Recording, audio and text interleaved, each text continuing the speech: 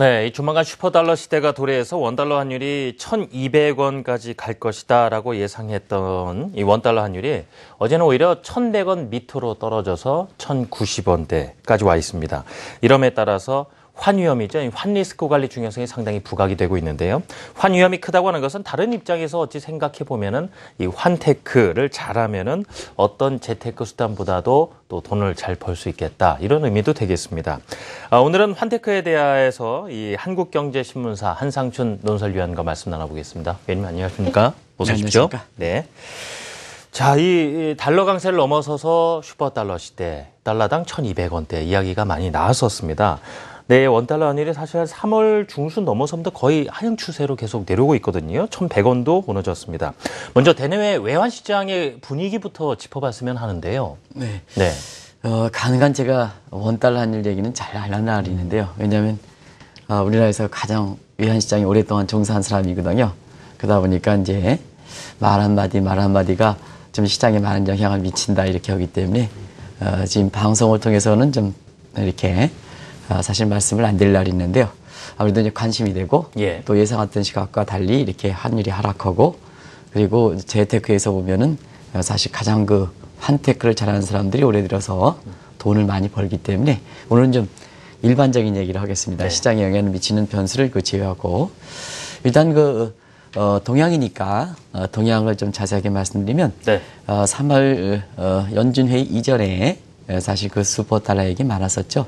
그런 과정에서 당장에도 원달러 환율이 1,200원대 갈 것이다 이렇게 예상들이 나왔습니다는 사실 그 3월 이렇게 연준회의 이후에 대내 시장에서 달러 강세가 누그러진 현상이다 이렇게 보여졌습니다. 일단은 그 국제시장에서 달러 강세냐 약세냐 이렇게 얘기할 때 많이 꼽는 또 바람직한 방안인 달러 인덱스 같은 경우에는 한때는 100을 돌파했었죠. 이게 이제 불과 아마 3월 중순 이전이었을 겁니다. 근데 이것이 한 달도 못 되는 사이에 96, 한 98 정도 선에서 이렇게 하향세를 보이고 있는 상태다 이렇게 보이고요. 원달러 환율도 한때는 1,140원까지 갔었죠. 이때 1,200원대 여기 나온 겁니다. 한국은 올라가면 또 올라간다고 이렇게 예측하니까 1,140원대 나오다가 어제는 1,095원으로 급락해서 기업인들이 상당히 당혹스러운 것 같습니다. 어제 제가 전주에서 강의했었는데요. 기업인들이 역시 상당히 당혹스러워하는 것 같습니다. 그래서 환율에 대해서 좀 이렇게 가장 관심이 있는 것으로 생각하는데요. 그런 만큼 이렇게 환율이 예상하기 어렵다는 것은 다른 측면에서 보면 기업 입장에서는 환율 변동성 확대에 따라서 환위험이 높아졌다는 얘기고 재테크 차원에서 보면은 이걸 잘 활용하면 환테크를 통해서 돈을 버는 거고 그 다음에 잘 활용하지 못하면 커낙한 손실이 되기 때문에 지금은 어느 해보다도 환위험 관리와 기업 차원에서 그리고 일반 차원에서 보면 환테크의 중요성이 날로 증가한다 이렇게 볼 때 있습니다. 예, 그렇군요. 지금 기업들 입장에서도 환위험 관리가 상당히 중요하다는 말씀 두 차례 들었기 때문에요. 오늘은 개인 입장에서의 환테크 문제를 좀 알아볼까 합니다. 먼저 환테크 무엇인지 물론 당연히 아시겠지만 또 이 정리를 한번 통해서 뒤에 이야기를 자연스럽게 또 풀어가 보면 어떨까 싶거든요. 주말이기 때문에 좀 다 아시는 내용이 소프트하게 좀 얘기하고 간단하게 얘기했습니다. 환테크는 아시겠습니다는 환율을 통해서 돈을 버는 행위죠. 왜 이게 중요하냐면 두 가지 측면이죠. 기존의 재테크 수단이 상당히 수익률이 떨어지는 현상이 좀 발생하고 있다. 다시 말하면 은행은 돈 놓으면 안 됩니다. 이제는 제로금리 시세이기 때문에 우리 이제 예금 이자 속세 빼면 물가를 감안하지 않더라도 일부 은행 같은 경우는 이제 손에 쥐는 가용 예금 금리가 0%에 진입하는 상황이거든요. 그런 각도에서 보면은 종전에 가장 우리나라 사람들이 재테크에서 가장 많이 활용했던 이자 이건 좀 내지 않는 상황이고요. 그다음에 금융상품의 수익률도 상당히 좀 떨어지는 상황입니다. 그런 관계에서 금융상품의 수익률을 보면 이렇게 되어 있습니다. 국내보다는 해외를 겨냥한 상품들이 수익률이 상당히 좋죠. 해외를 겨냥한 상품들은 국내 상품과 달리 주가 올라가고 부동산 가격 올라가고 올라가면 거기에 따라서 수익뿐만 아니라 사실상 그 나라 경제가 좋아지다 보니까 통화치도 올라가게 되거든요. 그러면 글로벌 자산 같은 경우에 따라서는 캐피탈 게인도 얻고 환차익도 얻게 되거든요. 그런데 지금은 글로벌 사회 아니겠습니까? 그러다 보니까 정통적인 국내의 시장을 감안한 이러한 이자라든가 은행 이자라든가 국내를 감안한 이런 금융상품의 수익률은 떨어지는 대신에 해외에서 단순히 해외 수익률이 좋고 거기에 따라서 수익률이 좋다는 건 그 나라 경제가 좋기 때문에 통화 강세에 따라서 환차익도 늘리기 때문에 지금은 글로벌 그 재테크 시대에서는 자연스럽게 환테크가 많이 부각될 수 있다 이렇게 볼 때 있습니다. 그런 각도에서 한 단적으로 이렇게 말씀드리면 올해 이제 제가 개인적으로 여러 그 금융인 내지는 그 기업인한테 그런 얘기했습니다. 국가의 디폴트는 발생할 가능성이 적기 때문에 러시아 루블화 가치가 1달러에 80루블 정도 떨어질 때 이때 루블화를 좀 사들고 가시면 돈 됩니다 하는 이런 말씀을 방송을 통해서도 얘기해 드렸었는데요. 지금 오늘 새벽 끝난 뉴욕 환시에서 보면 다시 1달러에 55루블, 54루블이기 때문에 어떠냐 하면 같은 1달러 투자했을 때는 지금 1달러 같이 이렇게 환전하더라도 한 26달러 정도가 남는 상태다. 50%가 지금 남는 상태다. 불과 2개월 사이에 이게 환테크다 이렇게 보겠습니다. 예. 지금 일반적으로 환테크를 얘기하면요, 고급 재테크다 아니면 선진 재테크다 이런 얘기를 합니다. 특별한 이유가 있겠죠. 네, 아무래도 그렇습니다. 이 환테크 같은 경우에는 고급 재테크다. 좀 말 표현이 좀 그렇습니다는. 고급 재테크다. 돈을 버는 데 있어서 무슨 고급 재테크이고 저급 재테크냐 이런 측면에서 보면 여기서 이제 보통 이론적인 서에서 이렇게 고급 재테크를 이야기하는 것은 선진국, 소위 투자의 그루들이 투자의 달인들이 많이 활용하기 때문에 그런 표현을 쓰는 것이 아닌가 생각합니다. 개인적으로는 일부 책에서 나오는 환테크는 고급 재테크다 하는 이러한 그 표현은 좀 적당치 못하지 않느냐 하는 개인적 생각인데요. 어쨌거나 우리는 선진국이라든가 중진국과 후진국 것처럼 완전히 1인당 GDP로 이렇게 기준이 되어 있습니다는 이거는 이렇게 정의된 상태는 아니기 때문에 시청자 여러분도 이 용어를 쓸 때 좀 이렇게 자제하실 필요가 있다는 걸 생각되는데요. 왜 선진 재테크냐 하는 것을 좀 보면 사실상 모든 상품들이 지금 환율과 연계된 상품들이 지금 주류를 이루고 있습니다. 네. 시청자 여러분께서는 글로벌 파생 상품들이 대부분 다 환율과 연계되어 있다 이렇게 볼 때인데요. 결과적으로는 환테크 명함에 따라서 당신들이 가입했던 글로벌 이렇게 파생 상품들 이런 것이 전부 수익률이 결정된다는 상태거든요. 그런 타원에서 보면은 사실 환테크와 관련된 부분은 모든 재테크에서 가장 최상위 단계가 있다. 최상위 단계가 있기 때문에 선진 재테크라는 표현을 쓰는 거고 그다음에 일부에서는 적절치 못합니다는 고급 재테크라는 표현을 쓴다 이렇게 보겠습니다.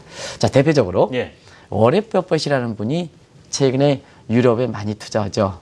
근데 이제 캐리 자금 여건상을 보면 유럽이 금리가 내리고 그다음에 돈이 풀고 미국은 금리 인상에 대한 익스펙테이션 형성할 때는 사실 유럽에서 미국으로 가고 그다음에 유럽에서 일부 전문가들이 한국에 자금 많이 들어온다 자금 대해서 유럽 캐리 자금 여건상을 보면 사실상 한국에 들어올 수 있는 여건 자체가 있습니다는 오히려 글로벌 자금은 돈을 푸는 유럽 쪽으로 가거든요. 왜 그럴까 하는 측면에서 보면 자금의 이론적인 측면에서 볼 때는 이미 유럽에서 빠져서 미국이라든가 한국 쪽으로 해서 일부 사람들이 한국에 돈 많이 들어온다 하더라도 정작 자금이 들어가는 것은 뭐냐 하면 유럽 쪽으로 자금 들어가는 것은 또 투자의 구리로 하는 워렌 버핏도 이렇게 사실상 그 유럽으로 투자하는 이유에 있어서는 가장 중요한 게 그렇겠죠. 체리피킹 차원에서 지금 유로 가치가 초약세되니까 결국 앞으로 유로 가치가 강세가 되면 어떻게 되겠습니까?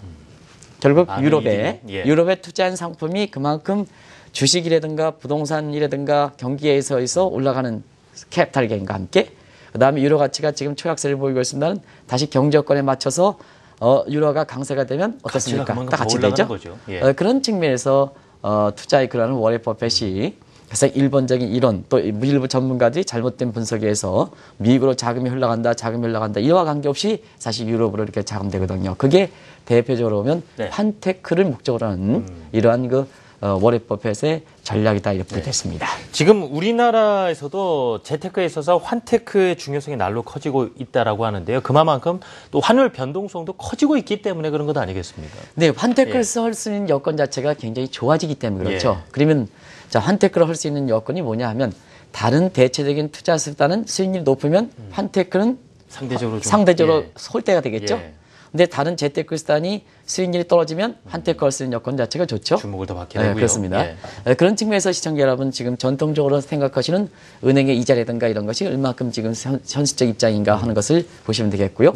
또 한 가지는 재테크의 스팬이 국내 시장이나 글로벌 시장이나 했을 땐 지금 하이 커넥션 소사이기 때문에 완전히 지금 국내 그 재테크 시장도 한국 시장만 겨냥하는 게 세계 시장으로 되기 때문에 대외 거래할 때는 반드시 환율이라는 변수가 기재되겠죠. 그래서 세 번째는 한국도 이제 20, 50 클럽 내지는 30, 50 클럽에서 지금 20, 50 클럽에 세계에서 7번째로 가입했습니다는 1인당 GDP가 지금 28,000달러를 넘어 전부 감안해 볼 때 경우에 따라서는 올해도 30, 50 클럽에 가입할 수 있는 여건이거든요. 네. 여기서 이제 20, 50 클럽은 잘 아시겠죠? 뭐냐면 원래 정확한 명칭은 20K, 50M 클럽이다 이렇게 보시면 되는데요. 20의 K, 1000을 곱하면 2만이 되고 네. 그다음에 50의 M, 밀리언을 곱하면 5천만이 되는데요. 1인당 GDP가 2만 달러 이상, 그다음 인구가 5천만 명 이상, 소위 국력 지표에 해당되다 이렇게 볼 때 있습니다. 자연스럽게 우리나라의 국제 이상이 되는 건 제도가 풀릴 수밖에 없죠. 제도가 풀리다 보니까 해외 요인들이 국내 거선하니 반영된다는 의미입니다. 그러다 네. 보니까 환율 변동성, 시장 자체 변동성이 상당히 크죠. 네. 이거 뭐 한 달도 안 돼서 1140원 가다가 뭐 1200원까지 간다는 얘기가 지금 1095원으로 떨어졌으니까 변동성이 크죠. 그래서 이거에 따라서 1200원대 예측해서 달러 뒤늦게 잡고 원해치 푸는 사람들은 지금 또다시 대거 지금 아주 당혹스러울 겁니다. 이런 상황, 그것도 한 달도 안 되는 사이에 결과적으로 보면 이와 같은 문제에 있어서 환테크가 중요해야 된다 이렇게 볼 때 있습니다. 자, 그러면 이제 개인 입장에서 단도직입적으로 환테크를 잘하기 위해서 어떻게 해야 되는가? 이 참 답을 알고 싶어 하는 분들이 많으실 거란 말입니다. 네. 예. 환율은 정확하게 경제 실상이 반영되는 얼굴입니다. 그래서 통화치는 주요 교육국가의 상대 변수거든요. 네. 그러다 보니까 한 나라 입장에서는 우리 정책 당대로 가격 변수들이 이렇게 약간 좀 경제 여건에 대해서 달리 이렇게 움직일 수가 있습니다. 그런데 환테크는 불가능하냐? 그렇지는 않습니다. 왜냐하면 우리가 우리 여건에 관계없이 원화를 약세하면 다른 국가들은 고스란히 피해가 있지 않습니까? 예. 그래서 가능한 환테크를 할 수 있었던 조건은 왜냐하면 항상 우리의 환율은 다른 교육 습관에 감시를 받는다는 의미입니다. 예를 들어서 우리가 우리 목적을 위해서 수출을 지향하기 위해서 인위적으로 원화를 약세하면 다른 국가 입장에선 통화가 강세이기 때문에 그 나라 경제에 피해를 주지 않습니까? 예. 그래서 항상 거기에 태클이 들어온다는 의미입니다. 그런 측면에서 보면 환율 같은 경우에는 다른 어떠한 가격 변수보다도 주요 교육과의 상대 변수이기 때문에 경제 여건을 잘 반영한다 이 볼 때 있습니다. 결과적으로 환율도 예측이 가능하다는 얘기입니다. 많은 사람들이 주요 교육 상대국가의 어떤 변수이기 때문에 환율 예측은 어려운 겁니다. 주가 예측보다 어려운 겁니다. 어렵긴 어렵죠. 그러나 다른 변수에 비해서는 사실 환율도 예측이 가능한 변수다 하는 것을 꼭 말씀드리는데요. 결과적으로는 다른 뭐 파생 상품 그런 거 파생 기법 필요 없이 가장 중요한 건 그렇습니다. 항상 기본을 강조하지 않습니까? 네. 진행자분께서 오늘 주말이기 때문에 네. 좀 이렇게 말씀드리겠습니다. 오늘 옷을 좀 굉장히 화려하게 입고 오시고 얼굴이 좀 표정이 되는데요. 봄이다 보니까 여의도에 많은 분들이 오시더군요. 꽃이 네. 피기 시작하니까요. 예. 그러다 보니까 얼굴 표정이 시청자 여러분 굉장히 좋지 않습니까? 이렇게 해서 저는 밤늦게까지 이렇게 네. 지방에서 오는 관계로 잠을 못 잤습니다. 그러다 보니까 더 대조가 돼서 사실상 이게 환율입니다.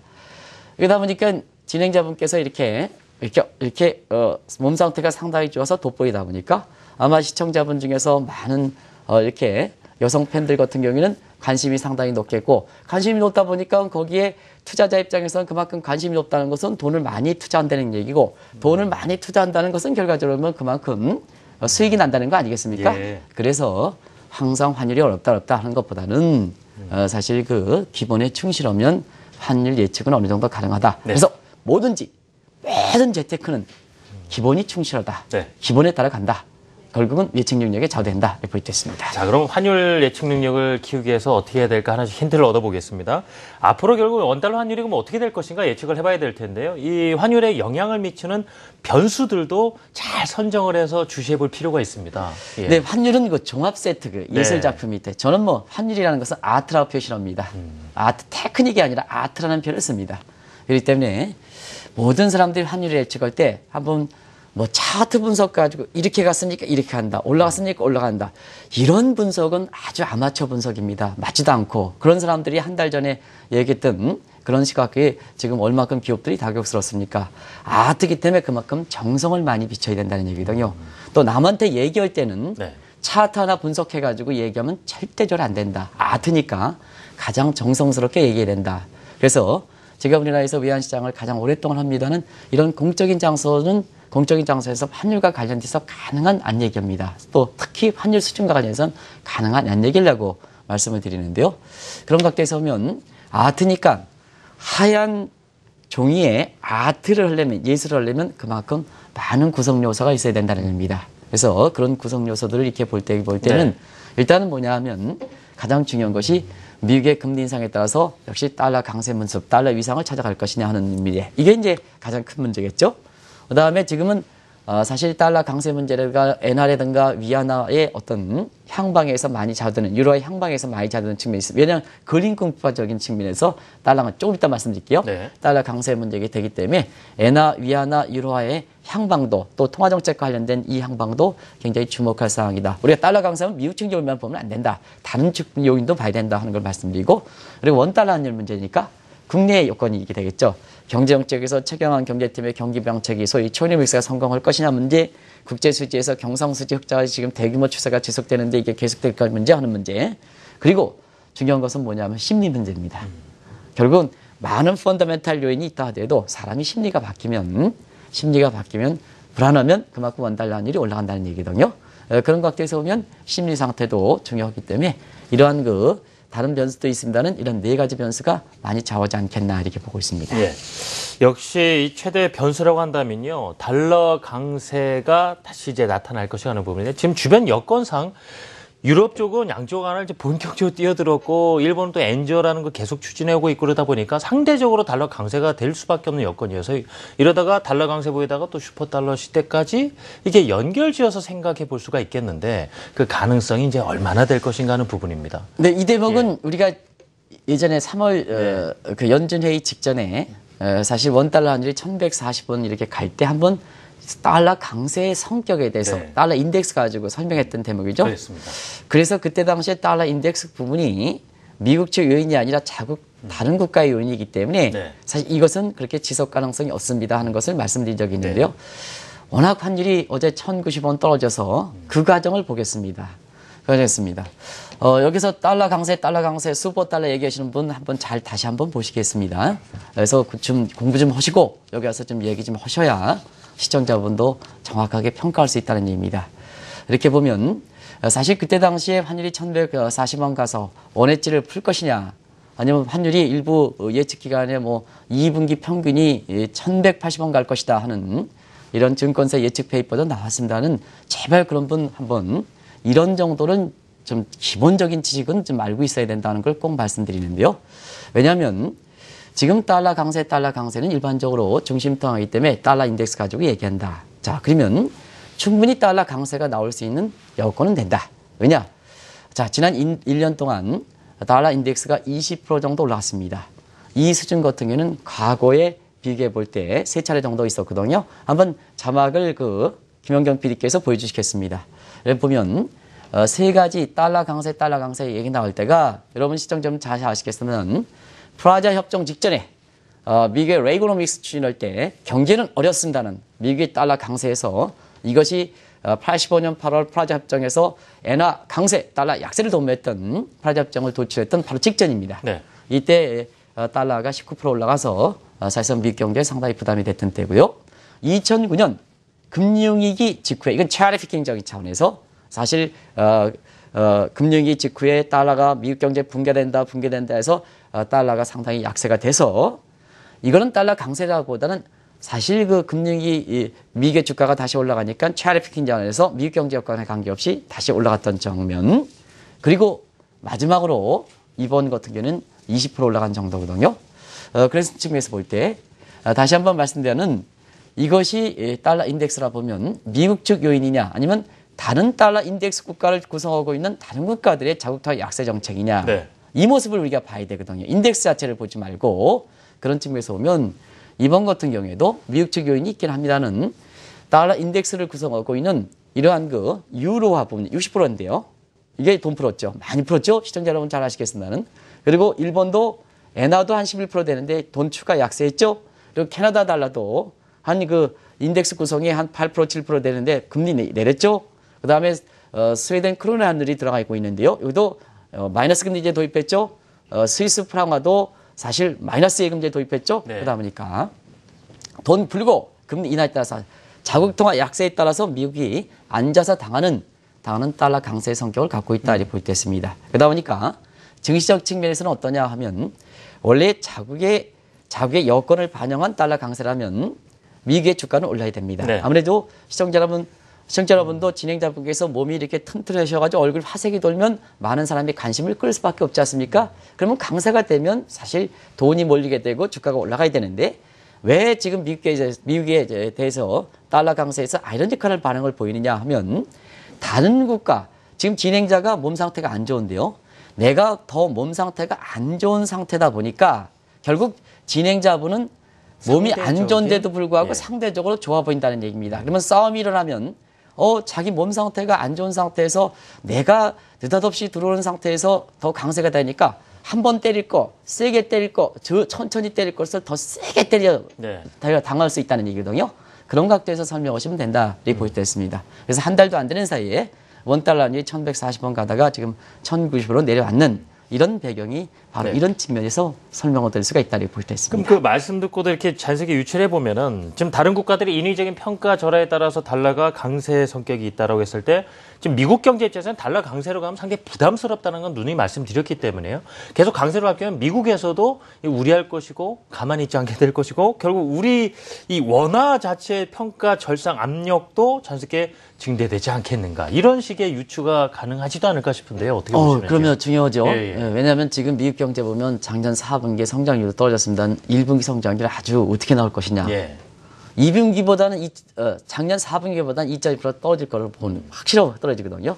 한파 여파도 없었는데도 불구하고 그런 면에서 지금 미국 경제 1, 4분기 성장이 1%대냐 0%대냐 이게 지금 저울질을 하는 거거든요.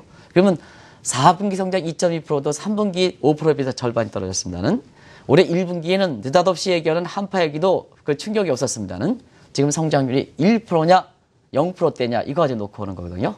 그다음에 기업들의 그 실적도 지금 1분기에 미국 기업들 실적이 상당히 안 좋을 것이다 하는 것은 이미 나오고 있는 상태고요. 지금 이제 곧 발표할 거를 보니까는 그러다 보니까 자연스럽게 이런 분들이 제닛 앨런 미국의 정책을 담당하는 사람들이 일제히 이렇게 달러 강세에 대해서 우려를 표명합니다. 그러면 뭐냐? 이건 이제 적극적으로 방어를 하겠죠. 우려되니까. 그러다 보니까 가장 쉬운 방법은 뭐냐? 유럽이 돈 풀고 일본이 돈 풀면 미국도 돈 풀고 그다음에 캐나다도 금리 내리고 스웨덴도 금리 내리고 스위스도 금리 내리면 금리 내리는 이런 방식인데요. 지금 상태에서는 미국이 돈을 풀 수가 있는 입장이 아니죠. 양적으로 정책 종료했기 때문에. 그다음에 제로금리 상태이기 때문에 금리도 내릴 수가 없죠. 그래서 한마디로 법정식으로 지금 글로벌 환율 전쟁을 미국이 참여해서 사실 환율 전쟁에 이렇게 가속시킬 수 있는 상황은 아닙니다. 그런 측면에서 보면 사실상 주요 교육국에 대해서 핵심적인 국가 중국이라든가 이런 데에서는 위안화 절상 쪽에 이렇게 해서 인위적으로 자국의 여건에 비해서 환율 조작의 가능성이 있었던 이런 국가에 대해서는 위안화 절상 압력으로 이렇게 갈 가능성이 있습니다는 한국 같은 경우에는 지금까지 보면 그 이전서부터 사실상 우리 같은 경우는 금리 내리는데 인색했고 돈 푸는데 이렇게 인색했습니다. 그죠? 그런 측면에서 보면 지난 금리 과정에서 다른 국가들이 이렇게 취했던 정책과 달리 인위적으로 금리도 좀 안 내리고 그다음에 돈을 푸는 소위 환율 조작의 의미는 그렇게 국제사회에서 비치지 않았다는 얘기입니다. 그런 각도에서 보면 미국의 그 정책적으로 대응을 할 때 주요 교육상대에서 통상 압력이라든가 그다음에 통화치 절상 압력으로 나올 텐데요. 우리만큼은 어쨌거나 사실 이게 정책이 잘 됐다는 정책이 아닙니다. 김정수 총재 시절에 잘 됐다는 정책이 아닙니다. 그런 측면에서 우리 경기라든가 이런 쪽에 희생이 가능했기 때문에 그런데요. 유형상으로 보면 환율 조작 가능성이기 때문에 우리는 원화 절상 압력보다는 통상 압력적으로 집중되지 않습니까? 오늘 한국경제신문을 보시기 바랍니다. 미국의 국별무역장부에서 화평법이라든가 중소기업 접합법정이라든가 해서 사실상 중소기업 접합법정에서는 정원찬 전 총리가 주도했던 거고 화평법이라든가 이런 것은 다른 분이 이제 심상정의원이라든가 이런 분이 주도했습니다는 이것이 국제사회에서 얼만큼 문제가 되는지 이번에 미국 국별무역장벽에서 아주 통상압력으로 바로 들어오는 상태거든요. 그런 상태가 되기 때문에 이것이 왜 그러냐 하면 제가 특정 분의 이름을 거명해서 죄송합니다는 워낙 강도 있게 주장하셨기 때문에 근데요. 타임이 안 맞습니다. 왜냐하면 우리 같은 경우에는 원화 절상 압력으로 들어올 가능성이 있었기 때문에 결국 통상 압력적으로 들어올 가능성이 높거든요. 통상 압력 주다 보니까 국제사회의 이렇게 기준에 맞지 않는 이러한 그때그때 어떤 뭐 표심이라든가 그때의 상황 논리에 맞춰서 이렇게 하다가는 사실상 이것처럼 미국 국병들 중에 바로 지적당하는 이런 모습이 보인다 이렇게 보시면 되겠거든요. 하나의 정책적인 시사점을 던져주기 위해서 사실상 이렇게 말씀드리는 겁니다. 네. 우리나라는 통상 압력이 가중되더라도 원화 잘상 압력으로 나올 가능성은 적다 하는 것을 꼭 말씀드립니다. 예. 환율 들으면 참 어렵다 하시는 분들 많으실 텐데요. 끝으로 개인 입장에서 이 환테크를 바라보는 시각을 좀 이렇게 가져가면 좋겠다. 마무리 삼아 조언을 주시면 어떨까요? 일단 인식이 네. 중요합니다. 환테크가 이제 중요하다. 왜냐하면 지금은 세계적인 그 재테크 안목이 전부 다 국내보다는 해외 쪽에 가 있으니까 환율 문제가 개재돼 있다. 그래서 시청자 여러분과 일반 투자자 입장에서도 이제는 환율의 중요성에 인식을 좀 이렇게 높일 필요가 있다 이렇게 보시도 했습니다. 네. 그런 측면에서 항상 말씀을 금융사를 선택하실 때 당신이 환율을 전부 아실 필요는 없습니다. 왜냐하면 복잡하시기 때문에. 그러면 좋은 금융사를 선택해서 이렇게 컨설팅을 잘 받으셔야 되는데요. 그런 차원에서 보면 국내 금융사를 통할 때 국내 도메스틱 압력만 있는 금융사는 제외. 네. 글로벌 경험이 축적돼 있는 이러한 금융사 선택.